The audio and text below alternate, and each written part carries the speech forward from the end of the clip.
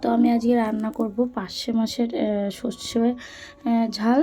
তো তার জন্য যে পার্শে মাছগুলো কাঁচা পার্শে মাছ নিয়েছি, আপনারা চাইলে ভেজে নিতে পারেন।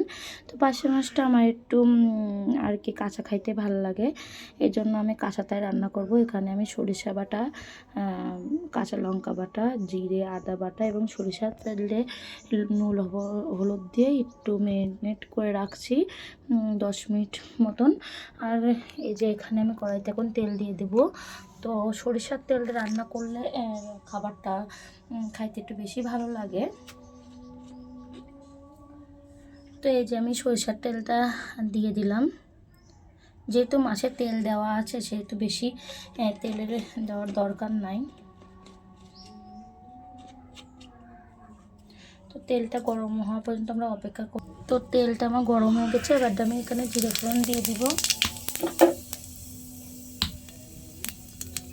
একটা কাঁচা লঙ্কা ফোড়ন, শুকনো লঙ্কা ফোড়ন দিব একটা, কাঁচা লঙ্কা না, দুঃখিত বন্ধুরা। তেলটা গরম হওয়ার পরে এই মাছগুলো আমি ম্যারিনেট করা মাছটা ঢেলে দেব,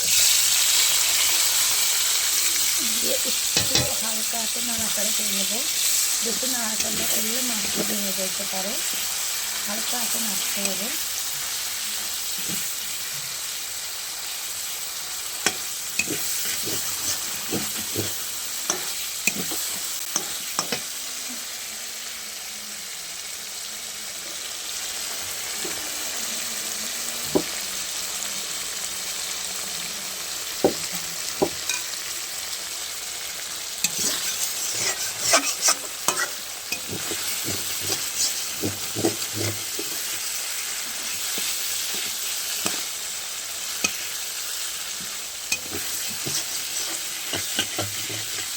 মশলাটা ভালো করে কষিয়ে দিতে হবে মাছের সাথে,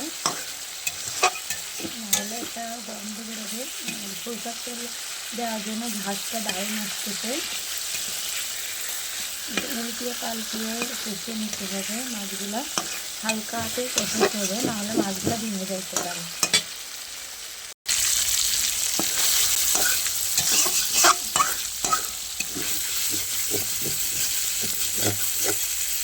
আমি এখানে শুধু কাঁচা ঝাল বাটা দিয়েছি, আপনারা এখানে শুকনো ঝাল বাটাও দিতে পারেন। কিন্তু আমার মনে হয় রান্নাতে কাঁচা ঝাল বাটাটা বেশি আর কি ভালো লাগে। আপনারা কালারের জন্য শুকনো মরিচের গুঁড়া ইউজ করতেই পারেন।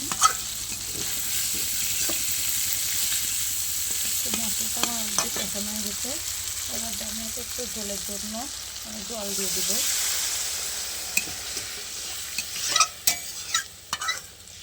দিয়ে দিয়েছি জল, এবার ফুটে আসা পর্যন্ত অপেক্ষা করবো। দিয়ে দেবো একটু লবণ আর হলুদ। তো আমার ঝোলটা হয়ে গিয়েছে, এবার আমি এটা লাগিয়ে নেব। তো তৈরি হয়ে গেছে আমার পার্শে মাছের তেল ঝাল। কেমন হয়েছে অবশ্যই কমেন্ট করে জানাবেন। সবাই ভালো থাকবেন, সুস্থ থাকবেন, আর আমার পেজের সাথে যুক্ত থাকুন। সবাইকে অসংখ্য ধন্যবাদ।